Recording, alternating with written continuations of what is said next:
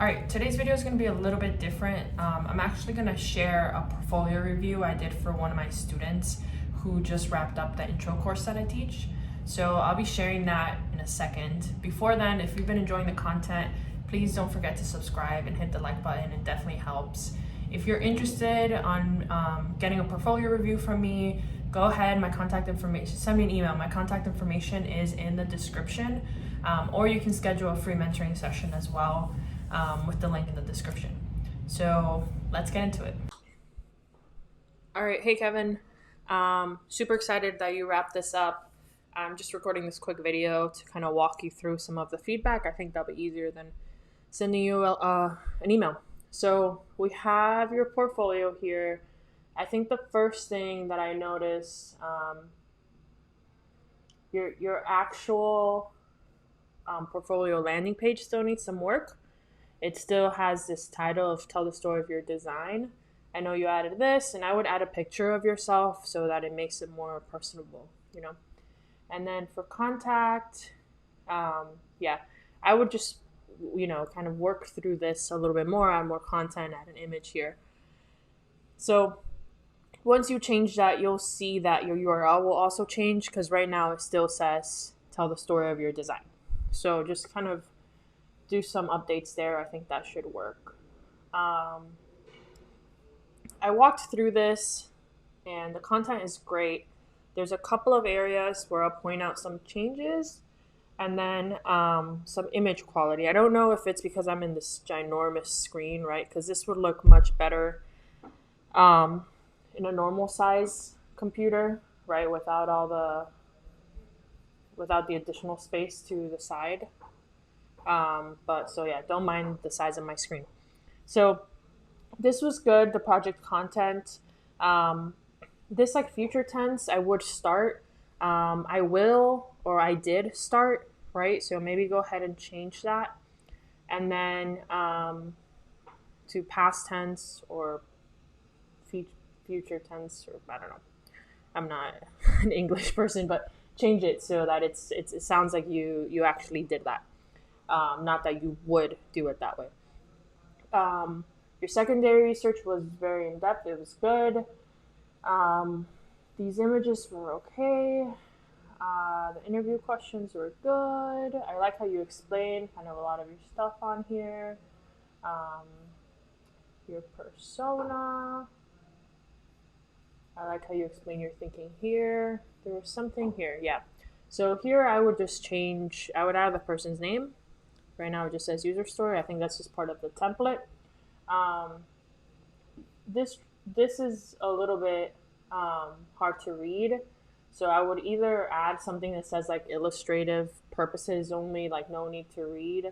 And then you can kind of use, this to show what you did and how that worked. These are good.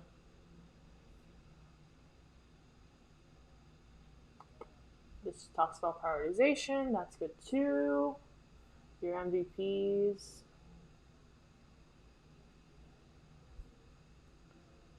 I don't know if I would name this a secondary MVP because you have MVP 1 and 2. So secondary MVP is a little bit confusing because it sounds like MVP 2. So maybe rename that to something else.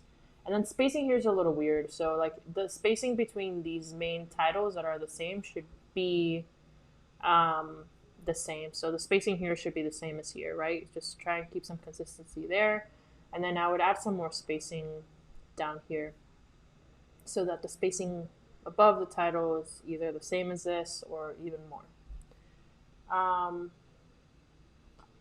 Your sitemap was good. These images were kind of hard to read, but then once you open them up, they were fine. I was caught up because you say early wireframes and these are sketches. So I would just rename this to early sketches. Yeah, right? Or just sketches. I think that was good.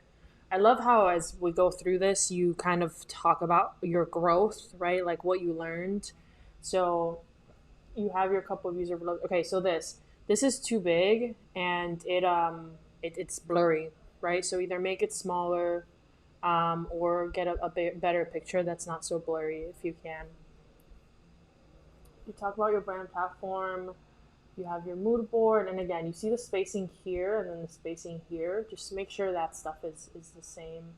Um, Color palette, I would remove the title from that if you can, because right now it's a little bit confusing. That looks like a title similar to this. So I would maybe remove some of these titles and um, yeah, I would just remove those titles. I think it's pretty self-explanatory. And maybe if you want to add like a little bit of text next to them explaining what typography you did, you can, but I don't think it's absolutely necessary because you talk about insights here and the iteration. So this is my favorite part, to be honest.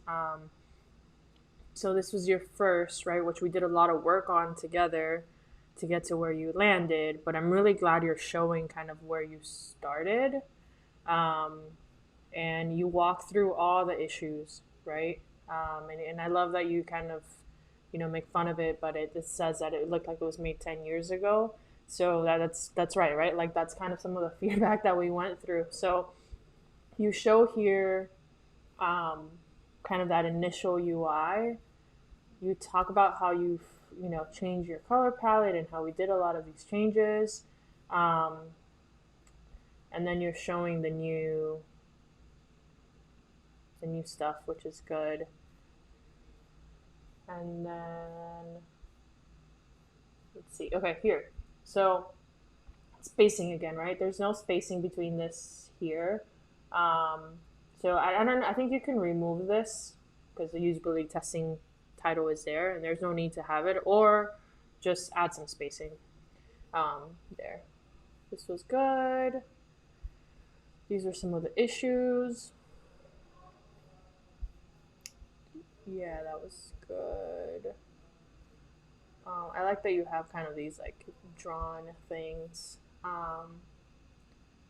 Consistent stat screens, final UI design. Okay, yeah. So this was the second iteration we went through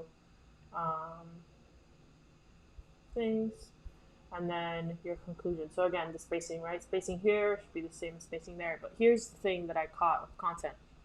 From here on out, you should remove all of this from the case study. I think this was just templated from the UX Folio template that you're using. But other than that, I'm really happy with how this turned out. I think it's pretty lengthy and it explains your entire thought process. And somebody reading this, right, that wanted to hire you for usability testing, they can come in here and kind of see all the testing you did. Somebody that wanted to hire you for, wireframing can kind of see your sketches and your wireframes as well.